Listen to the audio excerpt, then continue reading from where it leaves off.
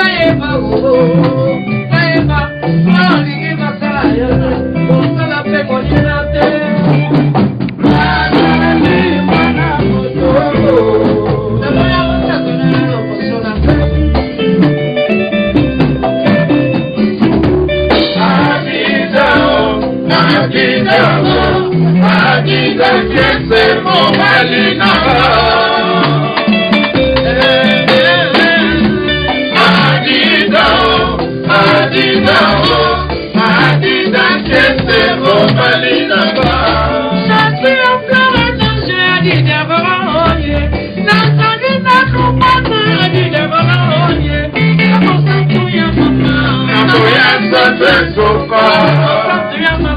nakoya te nanuka bonelanga likambo bonelanga likambo bonelanga likambo kasi kosala nkombo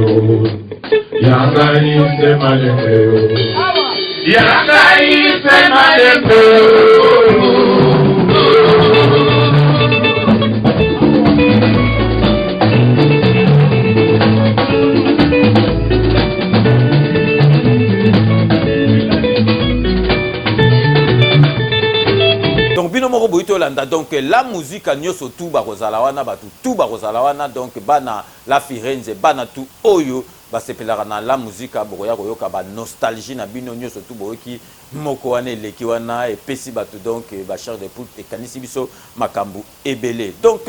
sikoyo nako yebisa bino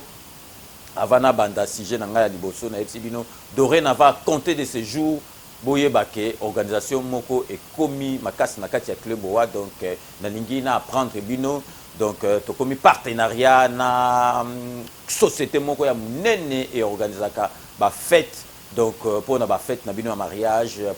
pour na ba fête na bino anniversaire pour na ba fête nyoso tout o etangami ya munene ezala na France ezala na dehors à France donc hélicoptère ko ya donc jet ya donc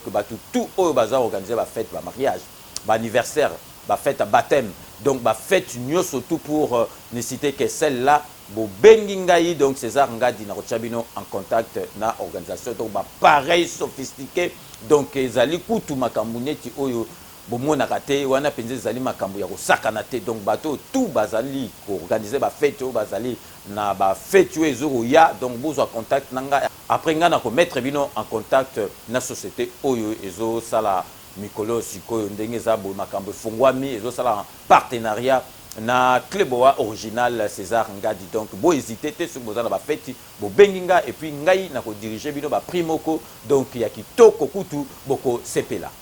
ba congolais to lingana ba congolais so na bito lingana parce que peuple congolais tout ça peuple moko tout za la mystique olingi muninga te olingi muninga ressurté olingi muninga azwa libabe muninga azwa eloko mabe yo ko sepela peuple congolais to lingana na sengi na bino peuple congolais to yebi ke congolais alingara mingi ko tanga te congolais alingara mingi ko tanga ba livre te mais to moni ba congolais surtout a na poto donc to mona pe misene tu waze kwa bimisa livre mais tozali pe awa na poto na mwana kutu ya la musica donc na kombo ya Ogi Banga donc ngana bien keka l'écrivain na biso congolais Ogi Banga abimisi susu livre ya sika donc livre neza à la portée à tout le monde pour les aba histoire moko compliqué donc peuple congolais tous habitude ya kotanga ba livre ata soki toningi kotanga ba livre mindele te to tanga oyo ya ba écrivain na biso donc na bino ke Ogi Banga donc abimisi livre ne oyo bozali komona on atielaki bino pe bozali komona yango donc na couverture nango donc na sengi na bino donc bo somba yango bo aider écrivain na biso pour école mususu ya écrivain bazalaka Ogi Banga epsengo omona penza ki basali réception moko bo tala école mususu ba yeko tala écrivain na bango mais Ogi Banga ko se retrouver na école mususu mutu bazali ko s'intéresser na mais biso moko to yakate mais vraiment Ogi Banga participation na nga oyebi ke nazalaka na yo depuis premier livre na obimisa tilelo nazalaka na sima na yo donc na sengi na bino bato tout balanda 5 minutes avec César Ngadi ba congolais tous pe habitude ya kotangaka ba livre poa et matisa biso quand même connaissance parce que na kotanga ba livre connaissance ezalaka wana parce que ozo tanga momoko yebite hôtel na dictionnaire ou apprendre mo yango Ogi Banga bon vent donc tozali toujours na simana yo yebika ke César Ngadi donc à part que toza bana quartier donc tozali biso tout ba congolais to tika ote to encourager parce que zali nzela moko ezalaka un peu rare na ba congolais na côté ya littérature donc Ogi Banga ba félicitations munene et puis 5 minutes avec César Ngadi et vous allez na simana yo donc peuple congolais na lingi kolobake omoni ke peuple congolais a lingi sous bambruité peuple congolais a lingi lisusu ba distraire yete peuple congolais azali ko se projeter vers l'avenir azali ko linga mboka na ye et koma neti ba mboka mususu et se développer ba envier pe biso ba mboka na biso tala ndenge ezali ko avancer donc bato bazoya na ba aventure bato bazoya pona ko distraire peuple congolais a lingi sous distraction te c'est la raison pour laquelle bomonaki donc bato belé a boyebi na poto tina ba kisasa ba sengi au soulèvement populaire si tikana seka soulèvement populaire ezalaka bo mboka ezali calme tozui présent sika tozala makambino bozoya na loyenge na bino ya soulèvement populaire yango bomonaki ke na Congo kuna balandaki yango te soulèvement populaire wana eleki kaka na passé simple mutu moko kutu alandi yango te parce que eza na tina te c'est pas le moment oyo ezali ke tozali kotia président na biso maboko c'est pas facile pour lui pour à s'en sortir à sala ba projet nyo surtout azali nango surtout na côté social pour mboka na biso ekende liboso na lingi na yebisa bino kaka pour peuple congolais amona bato belé basenga inga balobi nanga papa César Kleboa César Ngadi grand prêtre il faut zongisaka maloba oyo Fayulu aloba pour na président maloba oyo Fayulu aloba pour na Kanambe parce que sikoyo bato Fayulu bakomi ba amnésique bakomi donc ba bosana oyo Fayulu alobaki bakoma ko lobaki oh non soki Kabila donc soki Fayulu azwaki pouvoir mbele na minute okutu donc kana chaîne batune tout mbele ba kima ba pakata mais ezalaki le contraire donc toyoka na tiela ba popé ba misusu ba senga ba mexe belé ba misusu pe ba landa yango te nazali ko tiela bino yango lisusu bolanda oyo Fayulu aloba concernant Kabila soki concernant Kanambe soki azui pouvoir oyo akosala na Kanambe donc alobaki kutu Kanambe azali rwandais te Kanambe azali congolais akovanda na mboka na ye libre mboka ya RDC ezali ya Kanambe bino moko bola que tu viendras monsieur Kabila. Monsieur Kabila est citoyen congolais, il a sa place ici au Congo, il fera ce qu'il voudra et du reste la constitution est claire, il est sénateur à vie. Et maintenant, l'Assemblée nationale vient d'adopter comment dire, une loi sur les statuts des anciens présidents. Je crois que il sera là. Et les maîtres mots chez nous, s'il n'y a pas de revanche. Si quelqu'un croit qu'il a fait du mal à Fayulu ou à l'entourage de l'Amouka, un membre de l'Amouka, il faut savoir que nous avons pardonné. Parce que nous sommes des chrétiens. Et les deux premières valeurs des chrétiens, c'est un, l'amour, deux, le pardon. Donc que les gens comprennent que nous avons pardonné et il n'y aura pas de revanche. Bino moko bolandi na kansi bosu bo message nango toko lembate ko tiela kango po batu ba tala kango siko na ningina tiela bino discours oyo président de la République Félix Antoine Tshisekedi azo tenir par rapport à Makamboune ndenga loba parce que yé a changé de discours te bandaki donc machine ou pas token élection Kanambe azali boye tokoki ko bengana batu na makasité donc état de droit est occupé parce que Félix Tshisekedi a changé maloba ibelete par contre Fayulu muta changé maloba na zotie la bino siko botala discours na ye na oyo ya Fayulu soki ezali différent bino mo bolanda na kobanda nanu pona koloba que eloko esalemi na Congo, c'est-à-dire événement oyo et se confirma qui le 20 janvier 2019 par la Cour constitutionnelle on a baebaza lokola ngai, c'est-à-dire bandimi on a ngai ezali loboko ya Nzambe nde ebongisaki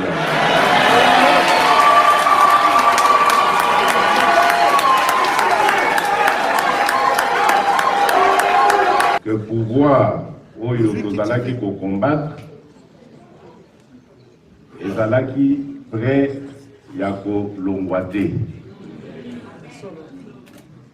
D'ailleurs mingi kati na bango bazali koloba toyaka na makasi tokolongwa na makasi mais na bandi bayebaki te que makasi ya Nzambe ezali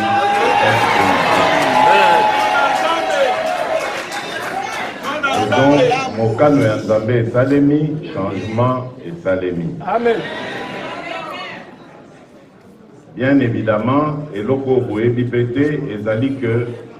pays na biso evitaki bain de sang monene. Et puis na bain de sang wana peut-être que la scénario o elingaki salema lelo yo elingaki zala oyo peuple aponaki te pe oyo kokaki ko continuer kokotisa biso kaka na pasi. Yango wana nayebi ke ebele basepelaki te mais nazwaki quand même courage ya féliciter moninga na ngai oyo azalaki ndeko oyo azalaki na pouvoir avant ngai qui avait accepté la sentence du peuple andimi kokende na malembe.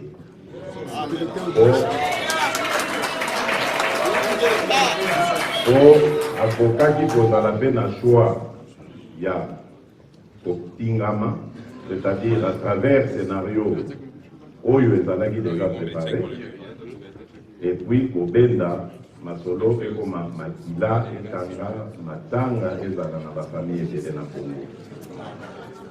Donc il était important pour ngai nasala message wana. Mais en plus il était aussi important na continuer na logique oyo na bandaki depuis campagne électorale.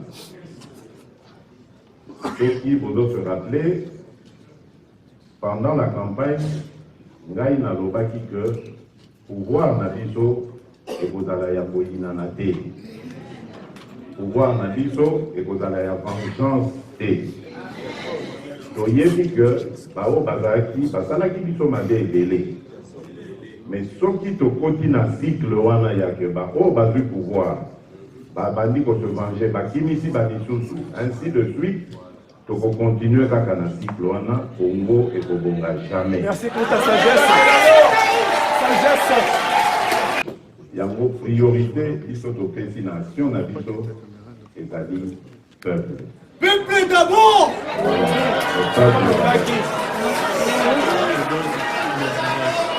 Le peuple d'abord, ezali cité la responsabilité oyo tokozala na yango et matisa biso moto te. La responsabilité oyo tokozala na yango ezala pona kosalela peuple. Amen. Voilà. Pona bongo esengeli combattre mabe manso oyo eboma mboka na biso. Mabe lokola la corruption, mabe lokola la violation des droits de l'homme, mabe lokola la impunité, surtout ça, mabe lokola la mauvaise gouvernance, et belé en nyonso et mema biso na pasi. mabe mususu na bobakisa na suka ezali tribalisme.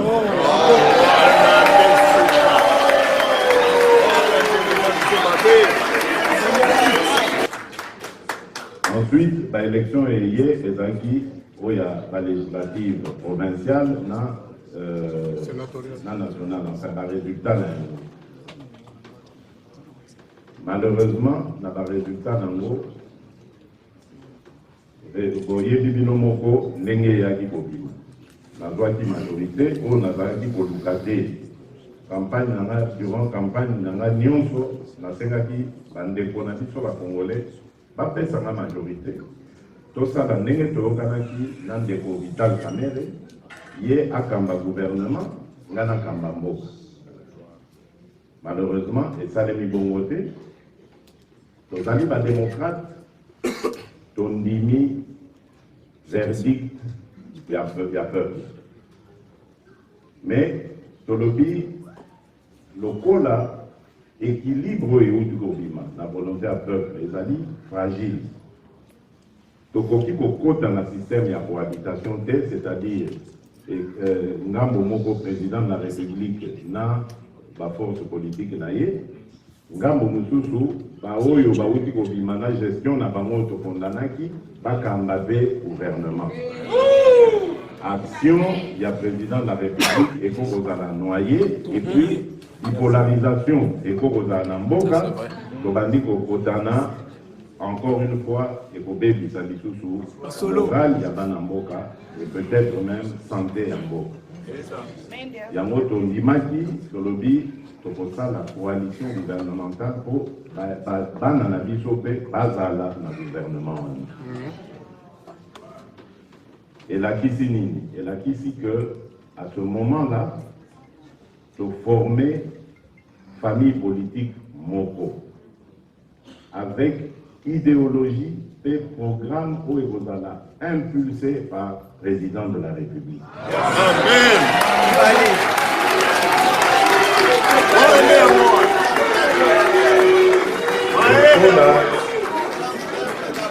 Lokola toyebi que na mboka wana ezala ba mentalité, ezala ba méthode, ezala culture, nyonso ezalaki na ndenge ya mabe ya kotengama, tolobi tokotia code ya bonne conduite, ekozala feuille de route na biso oyo ekopesa biso occasion maintenant totambolaka toujours en conformité avec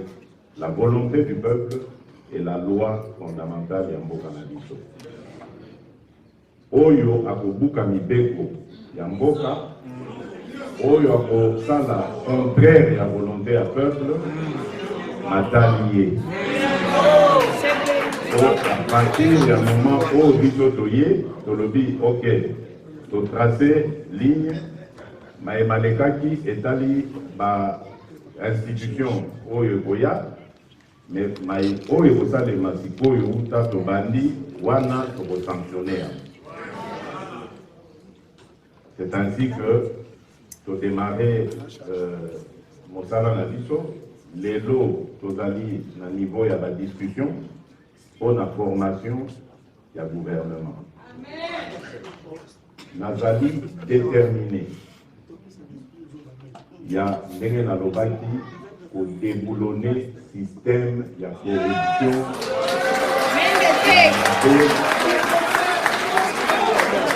Nazali déterminé pour déboulonner le système Yamade Mansoyo et pour Maki Mboka na biso.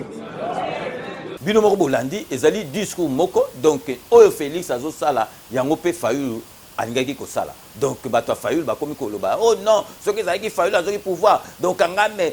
mbele kanambe balengo kangaye donc bomoni ke donc ça n'a rien à voir na oyo nyo surtout bato Fayulu bazali koloba na lingisu na tiela bino botala lelo Fayulu asangani na Muzitu bakomi kosala dio ya kobina lelo Muzitu na Fayulu akomi komona Muzitu mutu malamu oke na zoyebisa bino ke ba premier ministre baleka na mboka na biso oya yiba neti Muzitu azali te parce que Muzitu grand fa quoi ayiba na ndenge moka au niveau bino moko boyoka oyo Fayulu abandaki koloba concernant Muzitu. ici qui ne peuvent pas justifier leur richesse. Ça se voit au vu aussi de tout le monde. Ici, en Europe, je le sais, si on voit que votre train de vie est très élevé, on regarde, on viendra voir par rapport à ce que vous faites, on va voir comment est-ce que vous soutenez ce train de vie. Okay? Aujourd'hui, chez nous, ici, vous avez suivi, il y a un député provincial de Kinshasa qui avait brandi comment dire, les villas de M. Mozitou à un moment donné. Ok? Personne n'a rien fait. Normalement, le procureur général de la République devait se saisir de ce dossier, mais si c'était un opposant, il l'aurait fait.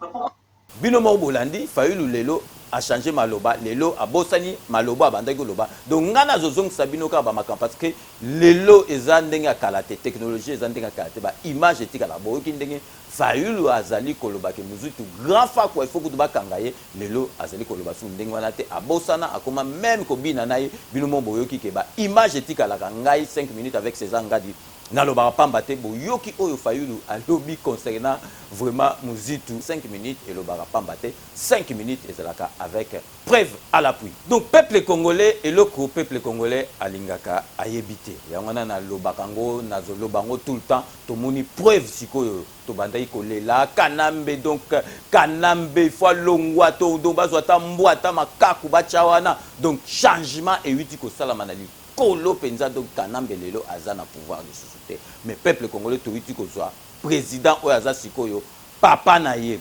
mama na ye to yebi na la sabino ba photo aza mutu te ka bimi place moko to yebi te neti ba kanambe ba utek so wapi na ba bota mbula lelo ba komba milliardaire donc bino mo boza ko mona na la sabino ke bomoni penza ke papa na mama ya président na biso to yebi ye donc maman Marthe mama ya président na biso papa Etienne papa ya président na biso donc tozana ba trace nyoso tout otokoki ko sala penza ke to yeba donc ndengi président na biso azali mais ba misusu bazali d'accord na été au lieu bozala ta la critique mo ndenge na ba constructive parce que critique ko zanga te na mboka tu ata tozala critique ezalaka na ndenge critique moko ekobongisa me ba komi koloba maka moko bazali ko finga donc mama fingo to bandoko finga kanambe rwandais ekomi ko zongela sous Félix ezali donc tozali soni na passe na motema au moment où ba mboka mususu ezali ko envier biso tozui président oyo vraiment président oyo papa na mama toyebi mais toyebi te tozali ko sambouiller donc makambo esalama pendant 17 ans tolingi sila kaka dans 6 mois or esalama kande konte makambo tout et que na malembe il faut to tia président na biso maboko mais si yango te peuple congolais azali kosala peuple congolais donc yango na batu so tozotala boye tozani di peuple moko maudit soki mutu aloka biso akenda wapi toyebi te penza makambo nini tolingi na lingina yo sabino bo comprendre idole yo Félix Tshisekedi azana ngo président de la République na biso et witake pa papa na ye na lingina yo sabino idole oyo papa Etienne Tshisekedi azo répondre par journaliste moko azo expliquer que lelo soki UDPS c'est du pouvoir donc médiocrité koki kozalate donc changement et kosala malamboka boka oyo ye moko papa Etienne Tshisekedi pe à son âme oyo alobi na collègue na ngai oyo azo poser ba question sur avenir ya mboka na biso soki UDPS c'est du pouvoir. Si jamais l'UDPS devient à la tête du pays, vous croyez que vous allez changer quelque chose au pays? Parce qu'aujourd'hui, le pays se trouve dans un état, je dirais, catastrophique. Est-ce que vous croyez que vous, l'UDPS, vous allez quand même changer l'état du pays? On changera nécessairement parce que, je répète, qu'on doit mettre sur pied un état de droit. Un état de droit, c'est celui où tout le monde respecte la loi. Ce n'est pas pour rien qu'on fait des constitutions. Et l'UDPS, ça sera le premier parti à respecter la Constitution et la loi. Et dès qu'on respecte la Constitution et la loi, sachez qu'à ce moment-là, c'est en fait la participation à la gestion du pays de l'ensemble de notre peuple. Dans la liberté, dans la justice, il n'y aura pas de discrimination. Déjà par ce fait-là, c'est déjà un grand changement. Parce que le pays n'est pas construit par un gouvernement, c'est par l'ensemble de la population. Et la population ne peut pas participer à gérer quand il y a un État autoritaire comme celui que nous avons, un État qu'on dirige avec la baïonnette. Donc, par conséquent, le changement se fera par le fait que l'UDPS dirigera, mettra sur pied un État de droit. Et cela, c'est déjà un grand changement. Bino moko boyitu kolanda idolo ya état de droit na congolais koma bien 8 ans pa ya papa Etienne Tshisekedi yango na bozomona ke mwana na ye azali kolandela kaka ndenga bandaki kokola na papa na ye azali ke ba misusu bazo o Félix Tshisekedi asala te azali na expérience professionnelle te expérience ya politique bozomona ke Félix akoti makamsiko bomona ke ayebi déjà politique parce que azo tala ba stratégie ya papa na ye ndenga bando sala donc akola na IDPS donc banda zali bomona ti aye kozwa présidence ya IDPS donc bozali komona idolo na ye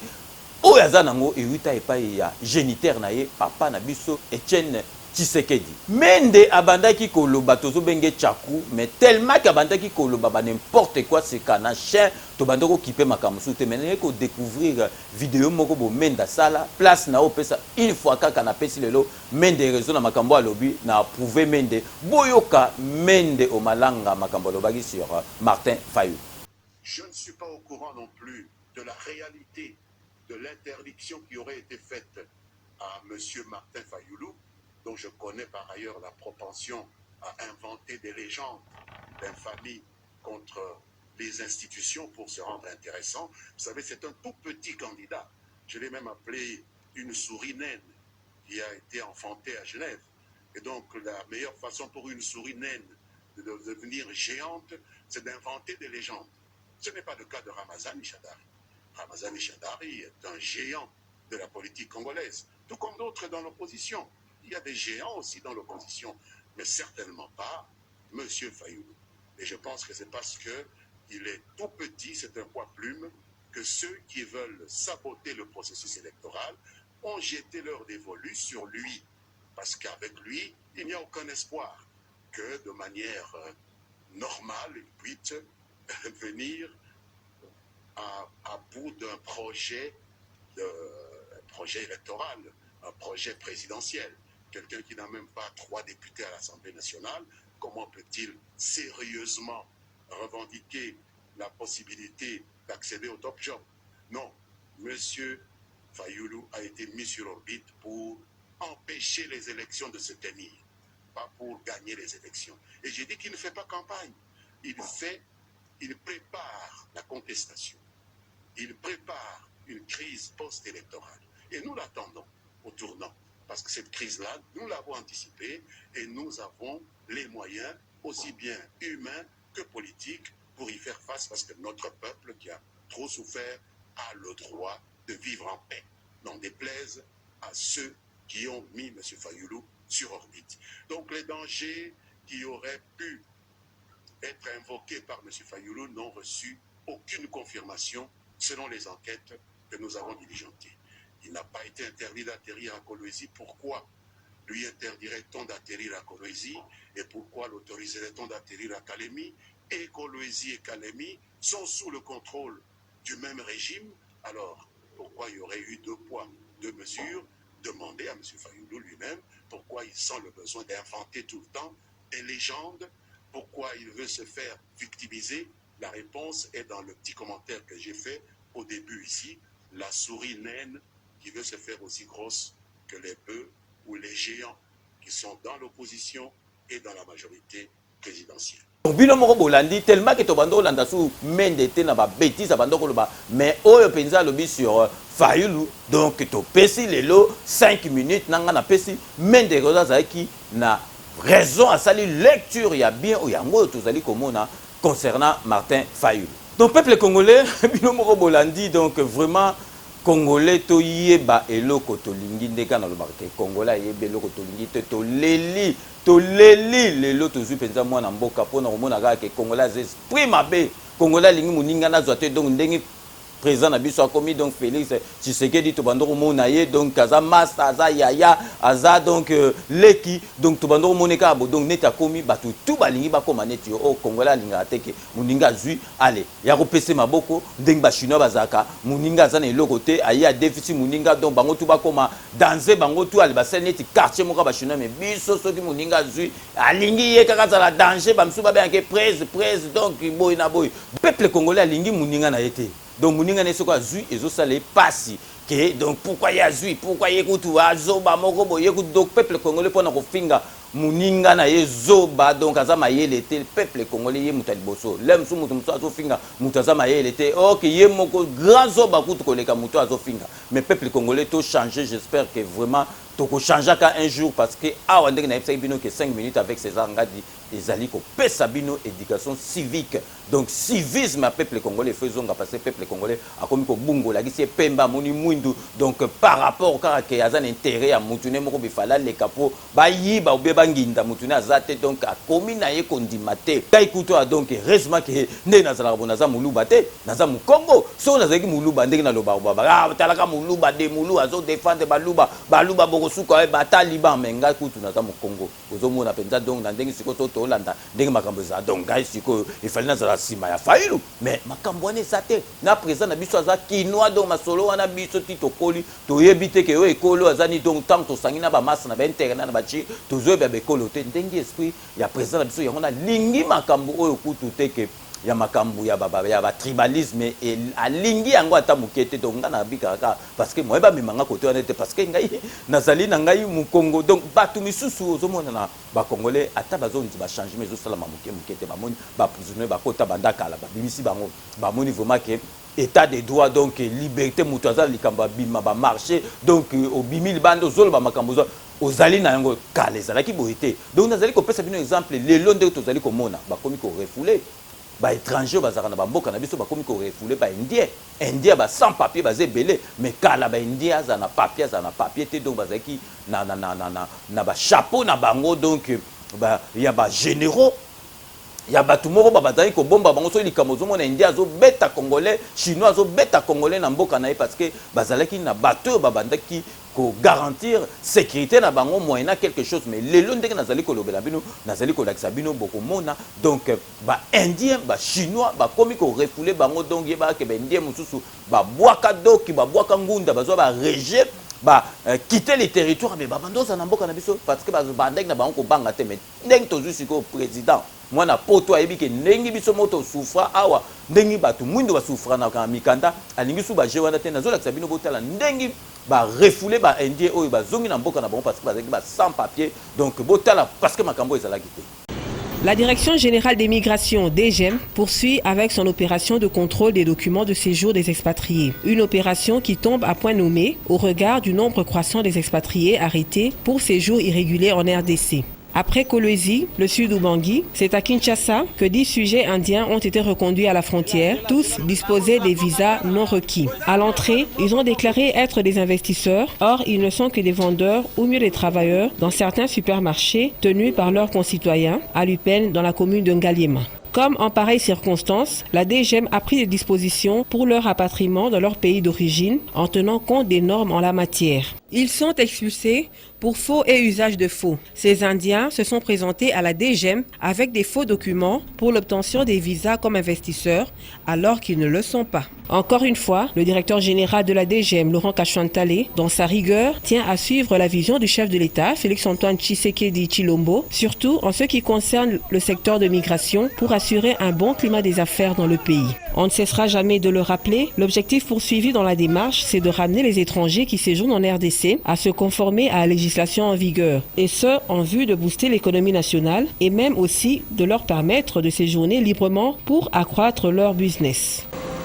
Donc binomo omoni lelo ba indé ba komi ko bengana bango ba indé ba to salité wana ya pamba ba tumo salité ba komana ba boutique ba magasin belé ba koma ko nyoko la congolais mais lelo omoni ke président Sikaye donc complexe wana zate mukande zali oyena mboka na tout ça va to zali hospitalier au vandi na ndenga bio zo sala makamno bien mais soki papier zate donc ba ko refouler yo net mutunyo surtout parce que kale zalaki boité donc ba généraux mi konjebele ba ministre batu mususu bazalaki ko garantir batu oyo donc mutu akoko sali mabeto sali mabe ba ko beta yo fimbu donc yo mukolo mboka ba o beta yo parce que batu wana bazalaki na batu na bango moko boy babandaki ko bomba bango moyena bambongo ningi na la sabino donc botala indien oyo asalaki cop moko boy za soko na ba 14 millions ye alingi ko corrompre ceux qui mukonzi moko ceux qui mutu moko boy na ceux qui na $40,000 ceux qui combien mais ba kangi esimbite mutu wana donc état d'esprit échangé à batu bakomi ko boya na cop botala ndenge bakangi na bambongo ngai ko kende ko corrompre pour balekisa soki babiloko ne ezalaki na bavaleur ya 14 millions de dollars ye tala mbongo bakangi ye nalakisa bino na baimage bomonake donc mboka na biso ezali kochanger na mentalité. Et puis, joli coup de filet pour le service douanier de la DGDA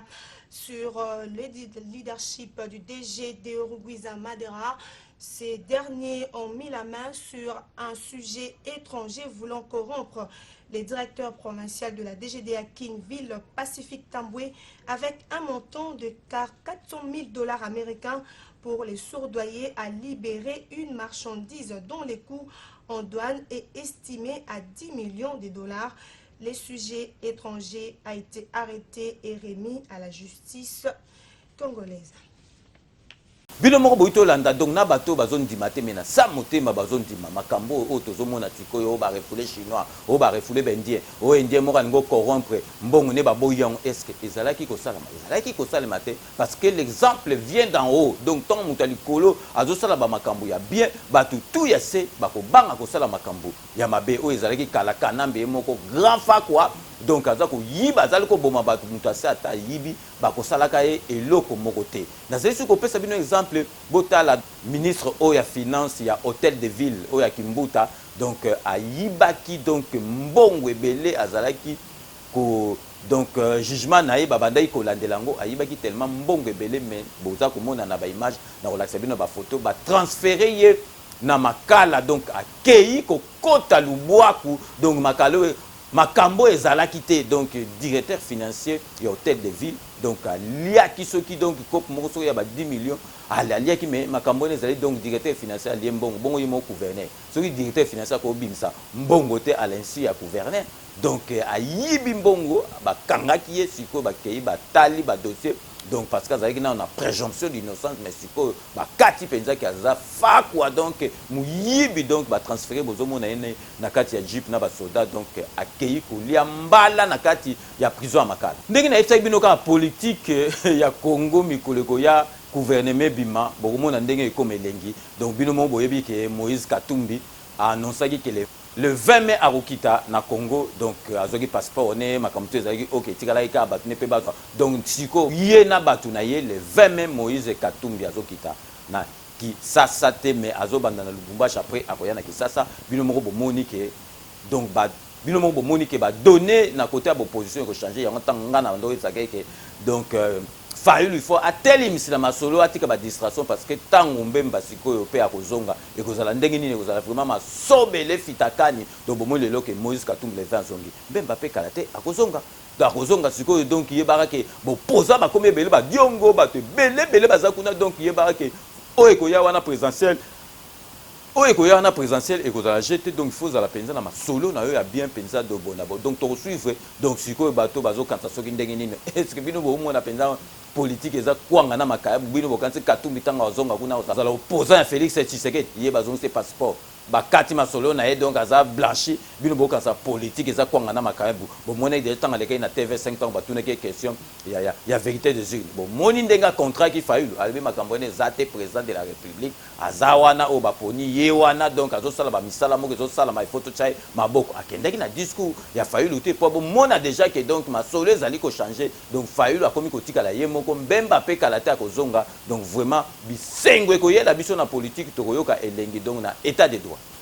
Donc sikoyo boyebi ke ndenge ekomaka ka donc avant na banda kopesa ba dédicace na ba base nanga o ezali partout dans le monde bazali vraiment kopesa nga courage parce que bango ba benga ka bazo pesa nga courage donc nazomona quand même que ba congolais belé mutu na bango ezali ko fonctionner neti congolais faut et fonctionner ndenge wana mais tozali komona ba misusu na ebité donc avant na banda kopesa bambote nazali sou ko rappeler bino donc désormais dorénavant compter de ces jours boyeba ke bato tout bazali na ba fête à mariage ba fête anniversaire ba fête à baptême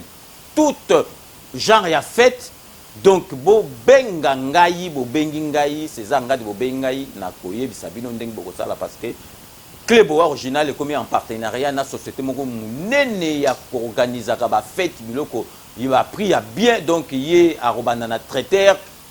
donc animation biloko nyonso tout donc service complet pour na ba fête na bino donc bo hésiter te ba o bazana ba fête ko na bete a ba nini donc ba prix moko ya malamu bo bengi Kleboa César Ngadi donc na ko diriger bino masolo e ko leka kitoko donc denka boyebi ke et comme coutume ya émission oyo donc na suka il faut na pesa ezali ndenge na nga na remercier ka bato balandaka ngai na bato oyo babengaka nga mpo na koloba makambo mboka donc nakomi na suka nazali penza kopesa mbote na babase na nga oyo ezali na monde entier nazali kobanda na Kisasa po boyebi ki ntango nayebisaka bino ke tout le monde est d'accord il en restera ainsi pendant longtemps eza kutu jete nazali kopesa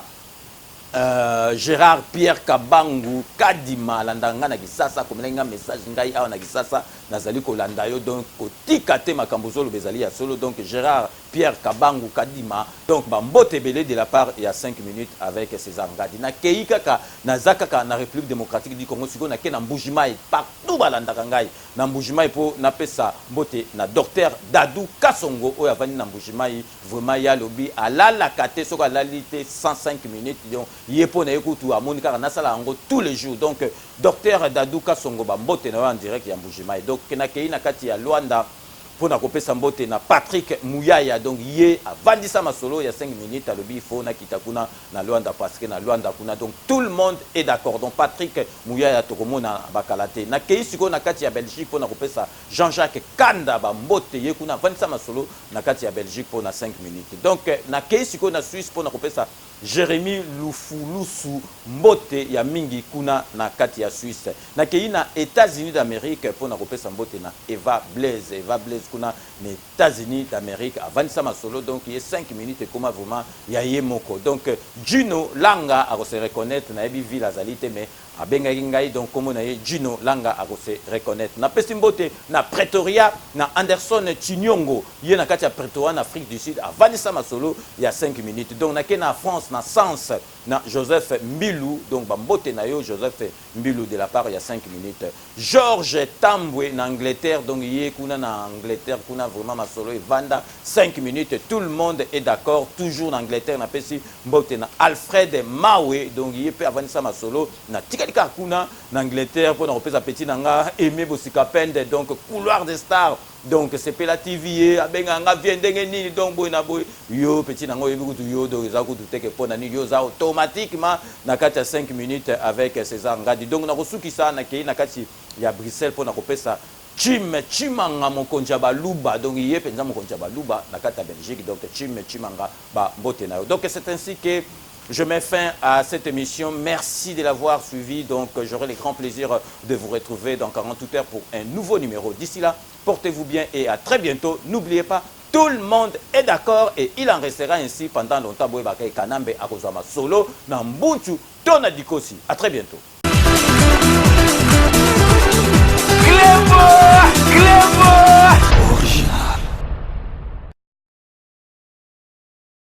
C'est Pela TV et yena makambu ya sikali susu. O ba chaîne ya France ezana kati. Ba chaîne ya Congo ezana kati. Ba chaîne ya Londres ezana kati. O ngomona makambu ya politique ya sika. O parti AA ezana kati. O parti BB. O CFAIO ezana kati. Ya Sepela TV. Bouquet comme ya muke boye. O tina poche voyager na ngokeno partout lingi. Na bouquet na Sepela TV. Sepela TV. Mais ma biso n'engozo mais ma biso on a 4K machine ma daka Sepela TV. Bienvenue dans le monde de Sepela TV. Sepela TV est le décodeur qui vous permet de suivre les chaînes du Congo en direct de la diaspora.